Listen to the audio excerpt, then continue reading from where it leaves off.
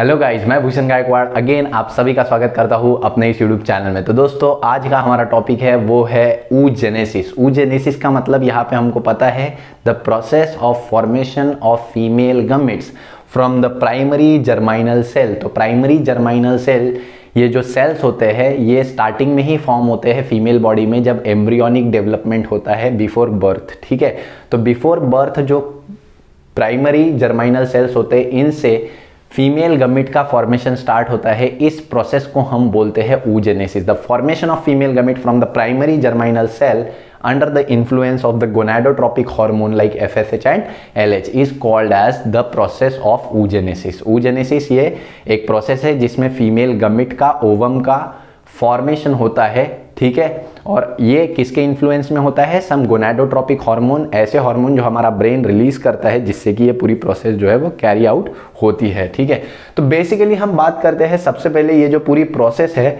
ये process female में even before the birth start होती है। बर्थ के भी पहले ही ये प्रोसेस स्टार्ट हो जाती है जब फीमेल में एम्ब्रियोनिक डेवलपमेंट हो रहा होता है। जब जाइगोट से एम्ब्रियो फॉर्म होता है, एंडोडर्म, एक्टोडर्म, मीजोडर्म 3 लेयर बनती है, तो उसके बाद फीमेल में हम देखते हैं 3 महीने का ग्रोथ होता है। 3 महीने तक फीमेल बॉडी यानी फीटस का डेवलपमेंट होता है 12 वीक तक, और 12 वीक के बाद में फीमेल के बॉडी में ये प्रोसेस स्टार्ट हो जाती है, that is the process of oogenesis। तो जो बॉडी की एम्ब्रियो की जो एंडोडर्म लेयर होती है उस एंडोडर्म के कुछ सेल जिनको हम बोलते हैं प्राइमरी जर्म सेल में ये कन्वर्ट होते हैं, और ये प्राइमरी जर्म सेल से आगे पूरा जो प्रोसेस है वो स्टार्ट होती है। तो basically the process of oogenesis it starts in the female even before the birth। ठीक है, और ये प्रोसेस भी जैसे स्पर्मेटोजेनेसिस हमने देखा है कि ये प्रोसेस भी 3 स्टेप में डिवाइड होती है, that is multiplication phase, growth phase and the maturation phase. ठीक है, और ये प्रोसेस बर्थ के पहले भी स्टार्ट होती है और बर्थ के बाद में भी कंटिन्यू होती है, इसीलिए इसको हमने 2 पार्ट में डिवीजन किया है। आप देख रहे होंगे बाय द ब्लैक लाइन, जिसमें ये है बिफोर बर्थ वाला पार्ट और ये है आफ्टर बर्थ वाला पार्ट। ठीक है, तो इसको हम डिटेल में डिस्कस करेंगे। अभी सबसे पहले हम बात करते हैं पहले फेज के बारे में, that is the multiplication phase. Multiplication phase में हम क्या देख रहे हैं? जो फीमेल की बॉडी का डेवलपमेंट हो रहा होता है बिफोर बर्थ प्रेगनेंसी के कंडीशन में, तो ऐसे टाइम पे जो फीटस का डेवलपमेंट हो रहा है, जब वो फीटस 3 महीने का हो जाता है तो उसमें कुछ एंडोडर्म सेल से प्राइमरी जर्म सेल फॉर्म होते हैं। ठीक है, some of the endodermal cell converts into primary germ cell, differentiates into primary germ cell. अब ये प्राइमरी जर्म सेल जो होते हैं वो डिप्लॉयड होते हैं और इनमें पहला स्टेप होता है that is multiplication phase. That primary germ cell multiply by the process of mitosis. तो माइटोसिस के जरिए ये मल्टीप्लाई होते हैं, 1 के 2, 2 के 4, 4 के 8, ऐसे मिलियंस ऑफ ये सेल फॉर्म करते हैं, मिलियंस ऑफ मल्टीप्लिकेशन करते हैं अपने सेल के। ठीक है, और ये मिलियंस ऑफ मल्टीप्लाइड सेल को हम बोलते हैं oogonia। अब ये जो oogonia होता है यहाँ पे बहुत सारे मिलियंस ऑफ oogonia डेवलप हो जाते हैं फीमेल बॉडी में बिफोर बर्थ, और ये oogonia जब डेवलप हो चुके हैं तो ये मल्टीप्लिकेशन फेज कंप्लीट हो चुका है। मल्टीप्लिकेशन फेज में हमने देखा कि बहुत सारी मल्टीपल कॉपीज बनी ऑफ प्राइमरी जर्म सेल जिसको हमने बोला oogonia। अब ये oogonia ग्रोथ फेज में एंटर करते हैं। यहाँ पे साइटोप्लाज्म का ग्रोथ होता है, सेल्यूलर ग्रोथ होता है। ठीक है, ओवरऑल सेल की ग्रोथ होती है। अब जब ये oogonia का ग्रोथ हो चुका है तो इसे हम oogonia नहीं बोलेंगे अब, क्योंकि इसकी ग्रोथ हो चुकी है, तो इसको बोलते हैं प्राइमरी oocyte। अब ये जो प्राइमरी oocyte है ये भी डिप्लॉयड नेचर का ही, इसमें भी क्रोमोसोम नंबर डबल है। ठीक है, तो यहाँ तक का पूरा प्रोसेस बिफोर बर्थ ही हो रहा है। साथ ही में अब ये प्राइमरी oocyte जो है वो मियोसिस 1 मतलब मियोसिस में एंटर करेगा, और हमें पता है मियोसिस जो है वो 2 स्टेप की प्रोसेस है। पहले आता है मियोसिस 1 जिसमें एक सेल के 2 हैप्लॉइड सेल फॉर्म होते हैं, और फिर आता है मियोसिस 2 जो 2 हैप्लॉइड सेल है वो अगेन 2 अलग अलग हैप्लॉइड सेल में मतलब अगेन अपनी कॉपी फॉर्म करते हैं। ठीक है, तो बेसिकली 2 स्टेप की प्रोसेस है, मियोसिस 1, मियोसिस 2, और मियोसिस 1 स्टार्ट हो जाता है बिफोर बर्थ ही। तो प्राइमरी oocyte में मियोसिस 1 स्टार्ट होता है, बट ये मियोसिस 1 कंप्लीट नहीं हो पाता। वो जितने भी प्राइमरी oocyte है, मिलियंस ऑफ प्राइमरी oocyte होते हैं, 1 million, around 1 million primary oocyte available होते हैं फीमेल बॉडी में at the time of birth, birth के टाइम। ठीक है, बट बिफोर बर्थ वो जब मियोसिस में एंटर कर रहे हैं तो ये पूरे के पूरे मियोसिस 1 कंप्लीट नहीं कर पाते, कोई भी मियोसिस 1 कंप्लीट नहीं कर पाता, ये अटक के रह जाते हैं मियोसिस 1 में, अरेस्ट होके रह जाते हैं। और इस अरेस्टेड फेज को हम बोलते हैं that is the arrested phase, that is prophase 1 और मियोसिस 1। तो all the primary oocyte arrested in meiosis 1 और prophase 1 before birth in the female body. ठीक है, तो यहाँ तक का प्रोसेस हमने क्या देखा, 2 स्टेप्स हुए यहाँ पे और तीसरी स्टेप मियोसिस भी हुई लेकिन कंप्लीट नहीं हुई। तो पहली स्टेप मल्टीप्लिकेशन फेज, जिसमें हमने देखा कि प्राइमरी जर्म सेल की बहुत सारी मल्टीपल कॉपीज बनी, मिलियंस ऑफ कॉपीज, जिसको हमने बोला oogonia, जिसमें हुआ ग्रोथ, जिससे बना primary oocyte। Primary oocyte enter किया मियोसिस 1 में, बट वो मियोसिस 1 कंप्लीट नहीं हुआ। They remain arrested in meiosis 1 prophase 1। अब फीमेल का बर्थ हो गया, बर्थ के बाद फीमेल की ग्रोथ हुई, 10 साल की हुई, 12 साल की हुई। अब फीमेल में मेंस्ट्रुएशन स्टार्ट होता है, जिसको हम प्यूबर्टी की एज बोलती है, मेनार्क बोला जाता है। तो अब जहाँ पे फीमेल में मेंस्ट्रुअल साइकिल स्टार्ट होगी तो हर महीने कुछ प्राइमरी oocyte, देखो 1 मिलियंस ऑफ प्राइमरी oocyte थे फीमेल में बिफोर बर्थ। अब बर्थ के बाद से लेके प्यूबर्टी तक ये घट के 40,000 रह जाते हैं, समथिंग अबाउट 40,000। ठीक है, तो ये 40,000 में से कुछ फ्यू, 2, 4, 5, ठीक है, so few of the primary oocyte during each menstrual cycle, her menstrual cycle में फ्यू प्राइमरी oocyte जो है वो अपना मियोसिस 1 कंप्लीट करते हैं, कुछ। ठीक है, अब कुछ primary oocyte during the each menstrual cycle, few primary oocyte completes their meiosis 1 and divides into 2 unequal cell, 2 unequal cell में डिवाइड होते हैं। अब unequal cell कैसे होते हैं, तो ये इसका जो न्यूक्लियस होता है वो तो इक्वली डिवाइड होता है, तो इक्वल न्यूक्लियर डिवीजन होता है। न्यूक्लियस इक्वली डिवाइड हुआ मतलब क्रोमोसोम नंबर इक्वली डिवाइड हुआ, लेकिन साइटोप्लाज्म अनइक्वल डिवाइड होता है। साइटोप्लाज्म का जो डिवीजन है वो अनइक्वल होता है। एक लार्जर सेल होता है with great amount of cytoplasm and एक स्मॉलर सेल होता है with very less amount of cytoplasm.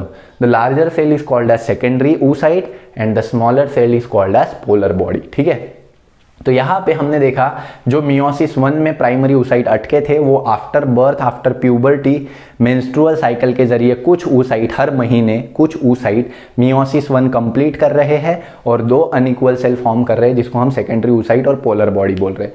Polar body आगे कोई भी मियोसिस शो नहीं करती, तो वो उसका सफर खत्म हो चुका है, एलिमिनेट हो चुकी है। अब बचता है सेकेंडरी oocyte। तो secondary oocyte as it is release होता है ओव्यूलेशन में। हमने देखा था 14वें दिन में मेंस्ट्रुअल साइकिल में 14th डे में ओव्यूलेशन होता है, तो ओव्यूलेशन में सेकेंडरी oocyte रिलीज हुआ होता है। इसमें अभी भी सेकेंड मियोसिस नहीं हुआ, तो सेकेंड मियोसिस होता नहीं है ज़्यादातर टाइम। सेकेंड मियोसिस कब होता है, आफ्टर फर्टिलाइजेशन, और फर्टिलाइजेशन हमें पता है बहुत ही कम होता है फीमेल लाइफ में। पूरी जो फीमेल लाइफ होती है उनमें उनकी जब शादी होती है, जब उनके बच्चे पैदा होते हैं, उसी टाइम पे फर्टिलाइजेशन होता है, मतलब वो बहुत ही कम होता है, हर मेंस्ट्रुअल साइकिल में ये नहीं हो पाता। ठीक है, तो बहुत ही कम टाइम में फर्टिलाइजेशन होने के चांसेस होते हैं। तो मोस्ट ऑफ द टाइम ये फर्टिलाइजेशन वाला मतलब सेकंड मियोसिस कंप्लीट ही नहीं होगा। ठीक है, तो ये सेकंड मियोसिस तभी कंप्लीट होगा जब स्पर्म की एंट्री होगी, फर्टिलाइजेशन होगा, समझे। और स्पर्म की एंट्री, फर्टिलाइजेशन हर महीने होना तो पॉसिबल नहीं है, लाइफ में ज़्यादातर टाइम तो पॉसिबल नहीं है, तो ये नहीं होगा बहुत ज़्यादातर time, most of the time. तो यहाँ पे हम देखते हैं सेकेंडरी oocyte अब एंटर करता है मियोसिस 2 में, और मियोसिस 2 में जब वो एंटर करेगा तो वो अगेन अरेस्ट होके रह जाएगा मियोसिस 2 के मेटाफेज 2 में। ठीक है, so again the secondary oocyte enters in meiosis 2 but it remains arrested in meiosis 2 metaphase 2। It only resumes this phase, ये उस फेज को रिज्यूम तभी करेगा जब उसमें फर्टिलाइजेशन होगा। सो अगर फर्टिलाइजेशन नहीं होता तो वो एग सेकेंडरी oocyte के फॉर्म में ही बॉडी के बाहर आ जाता है मेंस्ट्रुअल फ्लो के जरिए। ठीक है, मतलब कभी ये सेकेंड मियोसिस होगा ही नहीं। बट अगर फर्टिलाइजेशन होता है, अगर कभी, जो बहुत रेयरली या बहुत कम बार हम देखते हैं कि फर्टिलाइजेशन होता है लाइफ में, 1, 2, 3, 4 ऐसे इवेंट्स आते हैं जहाँ पे फर्टिलाइजेशन होता है। तो फर्टिलाइजेशन अगर होता है, अगर स्पर्म का कांटेक्ट एग के साथ होता है, तो इस पॉइंट ऑफ टाइम पे हम देखते हैं कि मियोसिस 2 जो अरेस्ट हुआ था वो रिज्यूम होता है, और यहाँ पे 2 अगेन अनइक्वल सेल फॉर्म होते हैं, one larger cell called as ovum, जिसको ट्रू फीमेल गमीट बोलते हैं। ट्रू, क्योंकि ये जो बना था इसमें अभी भी 2 न्यूक्लियस थे। ठीक है, एक पोलर बॉडी और एक उसका न्यूक्लियस, जनरेटिव न्यूक्लियस। ठीक है, जनरेटिव वेसिकल, सॉरी जर्माइनल वेसिकल। ठीक है, तो जर्माइनल वेसिकल और पोलर बॉडी का न्यूक्लियस अभी भी इसमें था, तो ये ट्रू फीमेल गमीट नहीं था। अभी ये ट्रू फीमेल गमीट बना है। क्यों? क्योंकि अभी इसमें से ये पोलर बॉडी निकल चुकी है, अब ये ट्रू फीमेल गमीट जो है फॉर्म हुआ है ओवम आफ्टर फर्टिलाइजेशन। तो इसीलिए ये बिफोर बर्थ वाला फेज है, ये आफ्टर बर्थ वाला फेज है। इसमें भी आफ्टर बर्थ में जब मियोसिस 2 होता है तो मियोसिस 2 में ये before fertilization as it is वहीं पे अटक के रह जाता है मेटाफेज 2 में, बट आफ्टर फर्टिलाइजेशन वो अपना सेकंड मियोसिस भी कंप्लीट करता है और एक फीमेल गमीट फॉर्म करता है ट्रूली और एक पोलर बॉडी फॉर्म करता है जो कि कोई काम की नहीं होती, डीजनरेट हो जाती है आगे। तो ये थोड़ा सा कॉम्प्लिकेटेड है, लेकिन इसको बहुत इजीली अगर आपको अंडरस्टैंड करना है तो बेसिक समझा दूँ। इसको 2 पार्ट में डिवाइड कर लो, before birth, after birth. Before birth में 2 फेजेस है, मल्टीप्लीकेशन और ग्रोथ फेज, और मियोसिस जो कि कंप्लीट नहीं हुआ है। ठीक है, तो मियोसिस, तो ये 2.5 फेज, 2.5 फेज है, पहला पूरा, दूसरा पूरा और तीसरा आधा, सिंपल। फिर इसके बाद आफ्टर बर्थ में ये जो 2.5वां फेज है वो कंप्लीट हो जाता है, तो 3 फेज कंप्लीट हो गए समझ लो। यहाँ पे मियोसिस 1 कंप्लीट हो गया मैचुरेशन फेज में, मियोसिस 1 कंप्लीट हो गया, मियोसिस 2 कंप्लीट नहीं होता तो अगेन ये इसको डिवाइड कर लो, फर्टिलाइजेशन के पहले, फर्टिलाइजेशन के बाद में। तो फर्टिलाइजेशन के पहले ऐसी प्रोसेस होती है जहाँ पे सेकेंडरी oocyte है, और फर्टिलाइजेशन के बाद में यहाँ पे डेवलप होता है ट्रू फीमेल गमीट और सेकेंड पोलर बॉडी। ठीक है, इसके बाद ये जो पूरी प्रोसेस है ये भी हार्मोनल रेगुलेशन से ही कंट्रोल होती है। यहाँ पे 2 हार्मोन होते हैं, FSH एंड LH। तो ये जो एग का डेवलपमेंट हो रहा होता है वो FSH के जरिए होता है। ओवेरियन डेवलपमेंट में हमने देखा है ओवरी का जब मेंस्ट्रुअल साइकिल की ग्रोथ होती है, मेंस्ट्रुअल साइकिल कैरी आउट होती है, तो ये जो ग्रोथ हो रही होती है सेकेंडरी फॉलिकल की, ये किसकी वजह से होती है? FSH।